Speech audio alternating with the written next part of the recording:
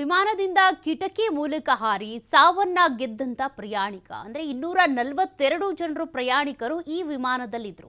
ಎಲ್ಲರೂ ಕೂಡ ಬದುಕುಳಿದಿಲ್ಲ ಅಂತ ಅನ್ಕೊಂಡಿದ್ವಿ. ಆದ್ರೆ ಸಾವನ್ನೇ ಗೆದ್ದಂತ ಮಹಾವೀರ ಈತ. 11A ಅನ್ನುವಂತ ಈ ಒಂದು ಸೀಟ್ ಏನಿದೆ ಬಹು ವರ್ಷಗಳ ಕಾಲ ನೆನಪಲ್ಲಿ ಉಳ್ಕೊಳ್ಳುತ್ತೆ ಅನ್ಸುತ್ತೆ. ಅಂದ್ರೆ ಇಂಥ ದೊಡ್ಡ ದುರಂತದಲ್ಲಿ ಈ ವ್ಯಕ್ತಿ ಬದುಕುಳಿದಿರೋದ್ರಿಂದ ಈ ಸೀಟ್ನಲ್ಲಿ ಕೂತಿದ್ದಂತ ರಮೇಶ್ ವಿಶ್ವಾಸ್ ಕುಮಾರ್ ಬಚಾವ್ ಆಗಿರೋದು.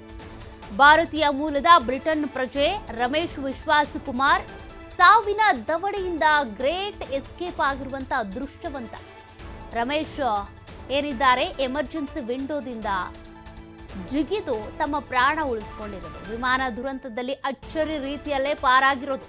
ಎಕನಾಮಿಕ್ ಕ್ಲಾಸ್ನಲ್ಲಿ ಪ್ರಯಾಣಿಸ್ತಾ ಇದ್ದಂತ ರಮೇಶ್ ವಿಶ್ವಾಸ್ ಎಮರ್ಜೆನ್ಸಿ ಬಾಗಿಲಿನಿಂದ ಜಿಗಿದು ಹೊರಗೆ ಬಂದು ತಮ್ಮ ಪ್ರಾಣ ಉಳಿಸಿಕೊಂಡಿದ್ದಾರೆ. ಕಣ್ಣು, ಎದೆ, ಕಾಲಿಗೆ ಸಣ್ಣ ಪುಟ್ಟ ಪ್ರಮಾಣದಲ್ಲಿ ಗಾಯಗಳಾಗಿವೆ. ರಮೇಶ್ ವಿಶ್ವಾಸ್ ಪ್ರಾಣಾಪಾಯದಿಂದ ಪಾರಾಗಿರೋದು ಕುಟುಂಬಸ್ಥರಿಗೆ ಬಹಳ ಸಂತಸ ತಂದಿದೆ. ಕಾರಣ 242 ಮಂದಿಯಲ್ಲಿ ಓರ್ವ ಬದುಕುಳಿದು ಬಂದಿದ್ದಾನೆ ಅಂದ್ರೆ ಸುಲಭದ ಮಾತಲ್ಲ.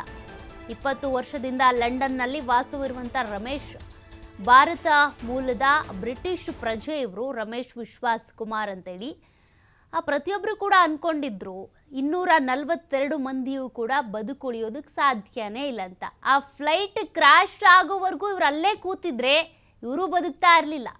ಬಟ್ ಇನ್ನೇನು ಭೂಮಿಗೆ ಸನಿಹದಲ್ಲಿದೆ, ಆ ಫ್ಲೈಟ್ನ ನೋಸ್ ಬಂದು ಭೂಮಿಗೆ ಟಚ್ ಆಗಬೇಕು, ಅಷ್ಟರ ಒಳಗೇನೆ ಇವರು ಎಮರ್ಜೆನ್ಸಿ ವಿಂಡೋದಿಂದ ಜಿಗಿದು ತಮ್ಮ ಪ್ರಾಣವನ್ನು ಉಳಿಸ್ಕೊಂಡಿದ್ದಾರೆ. ಒಂದು ರೀತಿಯಾಗಿ ಯಮನಿಗೆ ಆಟೋಗ್ರಾಫ್ ಕೊಟ್ಟು ಬಂದಂತಿತ್ತು ಇವರ ಪರಿಸ್ಥಿತಿ. ಯಮನಿಗೆ ಚಳ್ಳೆ ಹಣ್ಣು ತಿನ್ನಿಸಿ ಪ್ರಾಣಾಪಾಯದಿಂದ ಪಾರಾಗಿರುವಂಥ ರಮೇಶ್ ವಿಶ್ವಾಸ್ ಕುಮಾರ್ ಇವರು ಬದುಕುಳಿದಿದ್ದಾರೆ. ಅವರಿಗೆ ಏನು ಹೇಳಬೇಕು ಅಂತ ಕೂಡ ಗೊತ್ತಾಗ್ತಾ ಇಲ್ಲ. ಕೆಲವೊಬ್ರು ಮಾತನಾಡಿಸಿದಾಗ ಹೇಳ್ತಾ ಇದ್ರು, ಏನೋ ಸುತ್ತಮುತ್ತ ಎಲ್ಲ ಕಡೆ ಕೂಡ ಹೆಣಗಳಿದ್ದಾವೆ, ಆಮೇಲೆ ನನಗೆ ಮೂರ್ಛೆ ಹೋದೆ, ಕಣ್ಬಿಟ್ಟು ನೋಡಿದರೆ ಆಸ್ಪತ್ರೆಯಲ್ಲಿದ್ದೆ ಅಂತೇಳಿ. ಎಲ್ಲರೂ ಸತ್ತೋಗಿದ್ದಾರೆ ಅಂತಲೇ ಅಂದ್ಕೊಂಡಿದ್ರು. ಆದರೆ ಇವ್ರು ಬದುಕೊಂಡಿದ್ದಾರೆ. ಇವ್ರ ಜೊತೆಗಿದ್ದಂಥ ಇವ್ರ ಬ್ರದರೇ ಬದುಕುಳ್ತಿಲ್ಲ, ಇವರು ಬದುಕು ಬಂದಿದ್ದಾರೆ. ನಿಜಕ್ಕೂ ಕೂಡ ಆ ಸಮಯದಲ್ಲಿ ಇವರು ಉಪಯೋಗಿಸಿದಂಥ ಚಾಣಾಕ್ಷತನ, ಬುದ್ಧಿವಂತಿಕೆ ಏನಿದೆ, ಅವ್ರ ಪ್ರಾಣ ಉಳಿಸ್ಕೊಳ್ಳೋದಕ್ಕೆ ಅವ್ರು ಏನು ಮಾಡಬಹುದೋ ಅದೆಲ್ಲವನ್ನು ಕೂಡ ಮಾಡಿಕೊಂಡು ಸಾವನ್ನು ಗೆದ್ದು ಬಂದಿದ್ದಾರೆ ಈ ರಮೇಶ್. ದೃಶ್ಯಗಳಲ್ಲಿ ನೀವು ಗಮನಿಸ್ತಾ ಇದ್ದೀರಾ. ಅವರು ಸಾವನ್ನು ಗೆದ್ದು ಬಂದ ನಂತರ ಅಲ್ಲಿ ಕೆಲವ್ರು ಕೇಳ್ತಾರೆ ಏನಿದು ಅಂತ. ವಿಮಾನ ಏನು ಸ್ಫೋಟ ಆಯ್ತಲ್ಲ, ಅದೇ ವಿಮಾನದಲ್ಲಿ 11A ಸೀಟ್ನಲ್ಲಿ ನಾನು ಪ್ರಯಾಣ ಮಾಡ್ತಾ ಇದ್ದೆ ಅಂತ ಅವ್ರು ಹೇಳ್ತಾರೆ. ಪ್ರತಿಯೊಬ್ಬರಿಗೂ ಶಾಕ್ ಆಗುತ್ತೆ. ಹೌದಾ, ಎಲ್ಲರೂ ನಜ್ಜುಗುಜ್ಜಾದರೂ ಅಥವಾ ಸುಟ್ಟು ಕರಕಲಾದರೂ ಅನ್ಕೋತಾ ಇದ್ದಾರೆ, ಬಟ್ ನೀವು ಬದುಕು ಬಂದಿದ್ದೀರಾ ಅಂತ. ಪ್ರತಿಯೊಬ್ಬರು ಕೂಡ ಅದನ್ನೇ ಅಂದ್ಕೊಂಡಿದ್ರು. 242 ಮಂದಿನೂ ಕೂಡ ಸತ್ತೋಗಿದ್ದಾರೆ ಅಂತ. ಬಟ್ 11A ಸೀಟ್ನಲ್ಲಿ ಎಕನಾಮಿಕ್ ಕ್ಲಾಸ್ನಲ್ಲಿ ಕೂತ್ಕೊಂಡು ಪ್ರಯಾಣ ಬೆಳೆಸ್ತಾ ಇದ್ದಂಥ ಇವರು ಬದುಕುಳಿಸಿದ್ದಾರೆ. ಇದರಲ್ಲಿ ಇನ್ನಿಬ್ಬರು ಕೂಡ ಹೋಗಬೇಕು ಅಂದ್ಕೊಂಡವ್ರು ಹೋಗಿಲ್ಲ, ಅವ್ರು ಬದುಕುಳಿದಿದ್ದಾರೆ. ಬಟ್ ಅದು ಬೇರೆ ಅದೃಷ್ಟ. ಬಟ್ ಇವರು ವಿಮಾನದಲ್ಲಿದ್ದವರೇ ಗ್ರೇಟ್ ಎಸ್ಕೇಪ್ ಆಗಿದ್ದಾರಲ್ಲ, ನಿಜಕ್ಕೂ ಕೂಡ ಗ್ರೇಟ್ ಅನಿಸುತ್ತೆ.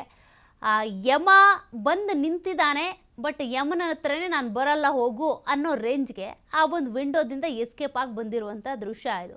242 ಮಂದಿಯಲ್ಲಿ ಓರ್ವ ವ್ಯಕ್ತಿ ಬದುಕು ಬಂದಿದ್ದಾರೆ ಅಂತ ಅಂದರೆ ಆ ಸಂದರ್ಭದಲ್ಲಿ ಒಂದು ಸಮಯ ಪ್ರಜ್ಞೆ, ಇನ್ನೊಂದು ಜೀವದ ಮೇಲಿರುವಂಥ ಆಸೆ, ಹಿಂಗಾದರೂ ಮಾಡಿ ಬದುಕಬೇಕಪ್ಪ, ಬ್ಲಾಸ್ಟ್ ಆಗಿಬಿಡುತ್ತೆ ಅಂತ. ಬಟ್ ಅವ್ರಿಗೆ ಅನಿಸಿದ್ದು ಹೇಳಿ ಅಂತ ಅಲ್ಲಿ ಮೇಡೆ ಮೇಡೆ ಮೇಡೆ ಅಂತ 3 ಬಾರಿ ಏನು ಕಮ್ಯುನಿಕೇಟ್ ಮಾಡ್ತಾರೆ, ಅದು ATCಗೆ ಮಾತ್ರ ಸಂದೇಶ ಹೋಗುತ್ತೆ. ಪ್ರಯಾಣಿಕರಿಗೆ ಯಾರಿಗೂ ಕೂಡ ಗೊತ್ತಿರೋದಿಲ್ಲ.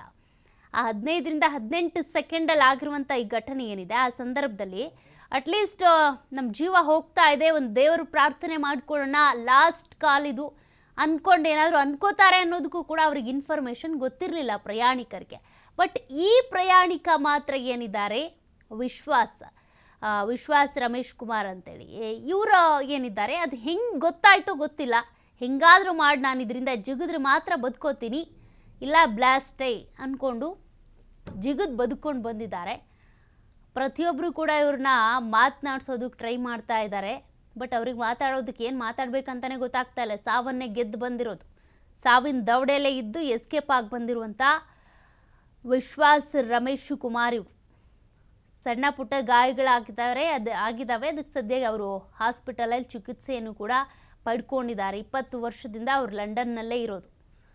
ಕಿಟಕಿ ಮೂಲಕ ಹಾರಿ ಗೆದ್ದಿರೋದು.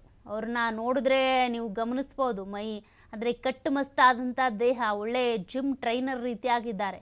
ಹೆಂಗಾದರೂ ಮಾಡಿ ನಾನು ಇಲ್ಲಿಂದ ಬದುಕೊಳ್ಬೇಕು ಅಂತ ಜಿಗ್ದಿದ್ದಾರೆ, ಬದುಕೊಂಡಿದ್ದಾರೆ.